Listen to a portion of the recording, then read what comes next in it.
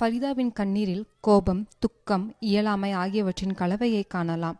இந்தியாவுக்கும் பாகிஸ்தானுக்கும் இடையிலான சண்டை நிறுத்த அறிவிப்புக்கு சில மணி நேரங்களுக்கு முன்பு அவர் தனது கணவர் ஜாகிர் ஹுசேன் இறப்பதை தனது கண்முன்பாக கண்டார்.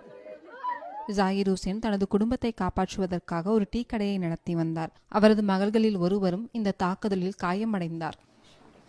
அன்று காலை ஷெல் தாக்குதலால் ஏற்பட்ட பயத்தால் இந்த குடும்பத்தினர் தங்கள் வீட்டுக்குள் பாதுகாப்பாக உணரவில்லை என்று கூறுகிறார்கள். இது முற்றிலும் பசுமையான பகுதி என்பதால் அருகில் தங்க எந்த இடமும் இல்லை. எனவே அவர்கள் ஓடிச் சென்று அருகில் உள்ள ஒரு பாறையின் கீழ் ஒளிந்து கொண்டனர். ஜம்முவுக்கு அருகில் அமைந்துள்ள கைரி கிராமத்தில் வெடிப்பு மிகவும் தீவிரமாக இருந்தது. அந்த இடத்தில் இருந்த ஜாகிரின் செருப்பு கூட துண்டு துண்டானது. மீதம் இருந்தது அவரது உடலில் பட்ட வெடிப்பின் துண்டுகள் மட்டுமே. कुछ कहना चाहती हैं आप सरकार को, सेना को?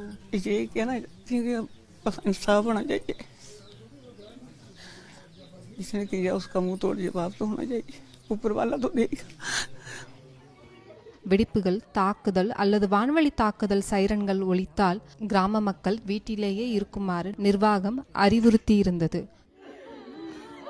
சண்டை நிறுத்தம் நீடித்தால் அதன் தாக்கம் கடந்து செல்லக்கூடும். ஆனால் ஃபரிதாவுக்கு மலையளவு துயரம் அவர் முன்பு உயர்ந்து நிற்கிறது.